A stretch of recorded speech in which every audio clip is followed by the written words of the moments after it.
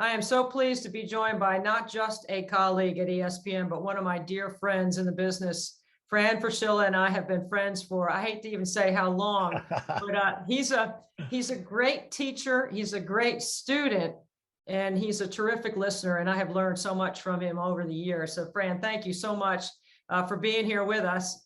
Yep. Happy to be here, Deb. It's an honor to be with you and talk hoops and talk family, talk Special Olympics. It's I couldn't think of a better way to spend my day. You know, as a coach, Fran, you're always talking about building habits and trying to build good habits in your players and building habits on your coaching staff. And as broadcasters, we're trying to build good habits. I think giving is a habit as well. You have to understand that we've been blessed, right, with some of the things that we've been able to do. You and Meg, your wife, have been a supporter of this event from the very beginning, and I can't thank you enough for that. Welcome to the live stream, man. This is like the live stream for 24 hours. It's awesome. Nothing but net. Are you shooting this year? Are you doing your thing? Yeah. You know what? You sounded like my mother. She wants to know when I'm going to quit shooting. I'm Oh, like, man. hey, I'm going to shoot until my arm falls off. Until my arm falls off. You know that. You know, I coached a few guys like you that just shot until their arm. It wasn't always good for our team, I have to tell you, but your percentage, I think, is higher than theirs. But I'm so excited to be a part of this, a small part. I love Special Olympics. I love what you're doing. I love what you've done. And you're right. You know, you and I have been so blessed. Honestly, Deb, I haven't worked a day in my life. I haven't. I've been around. Friend. Yeah, I got a college coaching job at 22 years old. I was actually 21, and 23 years of coaching, 19 of broadcasting. I know I don't look my age, but that's because I stay young. But I'm so blessed to be around the game. And then what you do is, when you can't pay back all the people that help you in your career, you pay forward. And Amen. I've tried to get that through the heads of my two sons, and I think I've done that well. But I love to pay forward. I love to share what I know and just share kindness too. You know, that's a big thing for me, is just be kind to people. I have a little New York in me, but you know, for the most part, John Shambi's, he laughs when I say kill people with kindness. And he'll say, yeah, you got some New York, you know what, in you. But for the most part, I like to just be a good guy. Well, you're a guy, and you got a guy, and I got a guy. My guy's BMAC. You know, you got to have a guy, right? I got a guy. We all got guys, especially if you have a vowel on the end of our name. Yep. Fran, you have helped me enormously in my career. And one of the things you talk about giving back, you live it by example. Last year, we were able to form a small group of coaches. I'm going to give it a name. I'm going to call it the Hack. I sort of like that name for our group. And that group is, you know, like, hey, when are we getting back? I said, we're going to get back when Fran can fit it in a schedule. Now, man, how about the news? USA basketball. Let's talk about that for a second, man. I am so proud of you. I'm so happy for you and Jen Rosati on the women's side. Yep. I mean, I'm thrilled to be able to, you know, say that I'm a part of USA basketball as someone who studied American history, who loves the country, a country that my grandparents, both sets, came over from Europe, you know, about 100 years ago. And now to be able to say USA basketball, 3x3, we call it 3-on-3. We grew up playing 3-on-3, Deb. Right. But 3x3 is the new FIBA sport. Our women won a gold. Kelsey Plum and company were terrific. And men didn't qualify because they had some injuries, even though they were defending World Cup champions from 2019. But I think it's going to be a lot of fun to grow this aspect of basketball. It's a little different.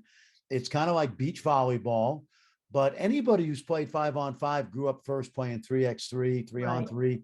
So I'm just excited. I'm going to be the director going forward, coaching a team. We're going to have some good players. Jen Rosati, I'm excited to get together with Jen because we've communicated, and we're going to help grow the sport. And it's going to be so cool to wear USA on my chest. I'm going to be wearing that stuff proudly. Oh, I'm so proud for you. And I know what kind of effort you're going to give. It's going to be a world-class Olympic-like effort. There's no question in my mind.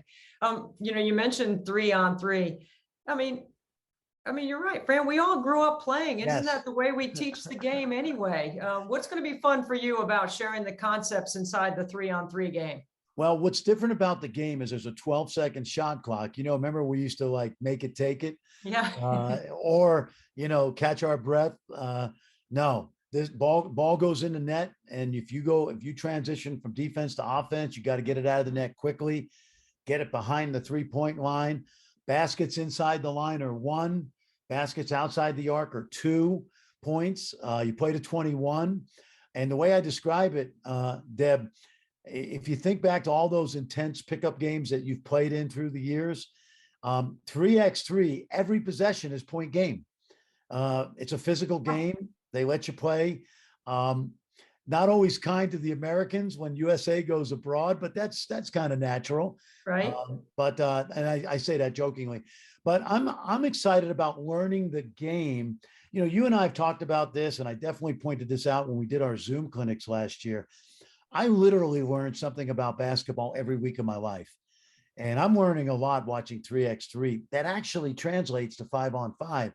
So it's going to make me a better teacher and coach, but I'm excited about learning this sport, teaching it to the players, and seeing where we go from there. And I've got a healthy respect for basketball around the world. Those guys that have, play 3x3, the Robbie Hummels, the Canyon Barrys, the Kareem Maddixes who've represented the United States. So I envision like having my 4 guys walk through the Olympic Stadium representing the United States of America. I mean, why else do this if it's an Olympic sport and I get a chance to help contribute to it?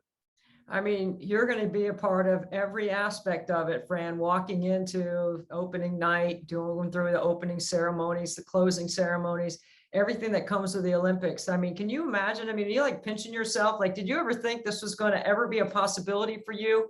You've had such a long time, long tenured career inside the game.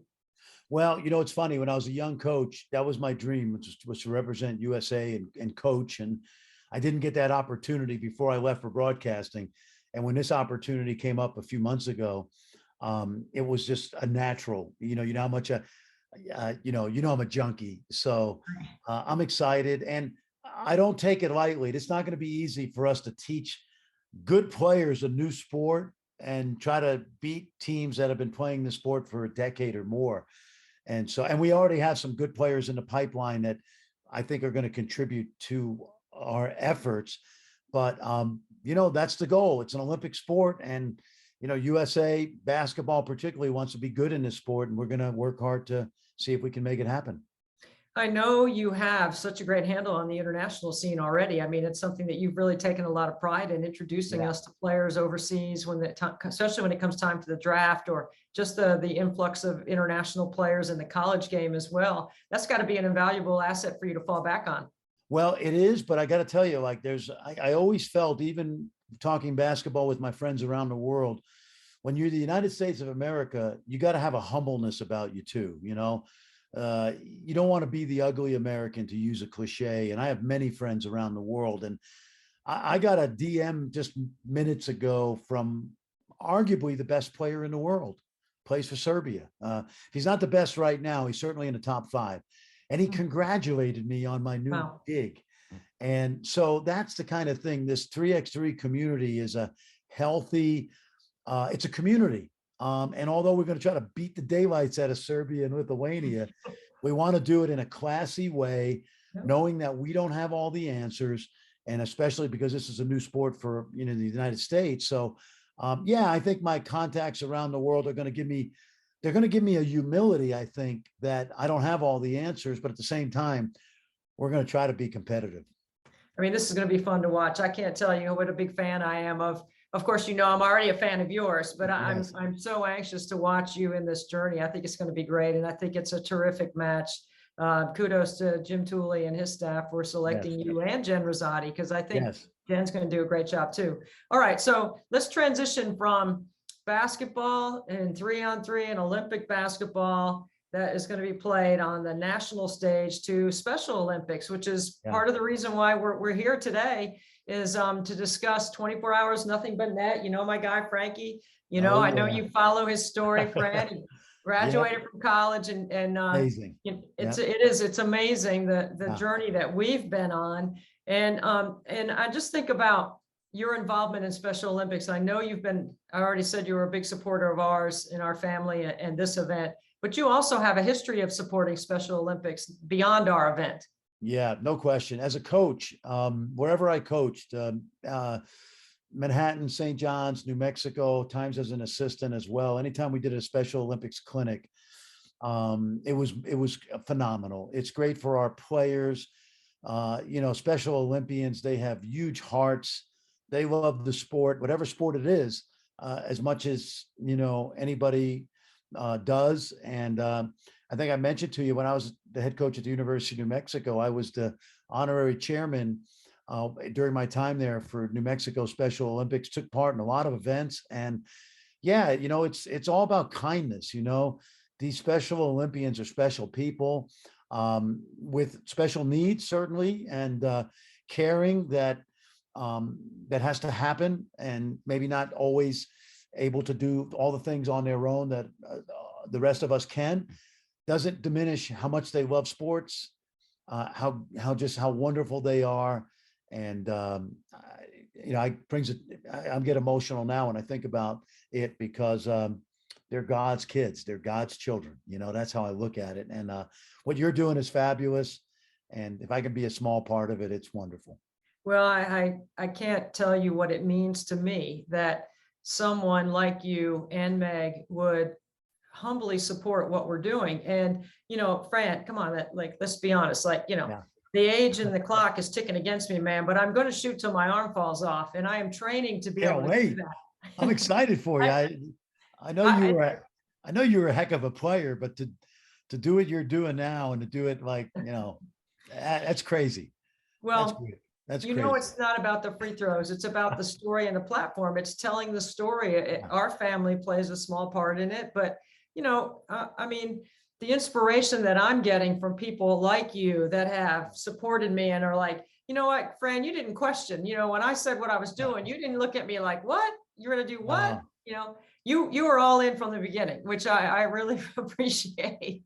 Yeah. I just don't want you to have your arm literally fall off, because we need you behind the mic next year. I know you could probably do it anyway, because you have the gift of gab and the knowledge anyway, but no, it's great. I love it that, you were a heck of a player, and you get to still show people that you got a little game left. But I don't know that Jen Rosati could get you out there for 3x3. That's the only problem. I don't think she wants to draft me for that. I don't think my range is 15 feet, the free throw line, with the support of Dr. Dish passing me the ball, so I don't have to move, because honestly, when it gets to be about 3 a.m., I'm in a straight line, man, and there is no deviation. If that pass isn't right in the pocket, I'm going to have trouble. Well, hey, listen, kudos to you. I wish you all the best of luck with Nothing But Net, and we're here to support you. And congratulate Frankie for me. He's a Clemson Tiger forever. I think that's the coolest thing going. And boy, what a ride you guys have been on. Congrats to the Antonellis and to Frankie. Thank you so much, Fran. And thank you for your friendship and your support of 24 Hours of Nothing But Net. Happy to do it.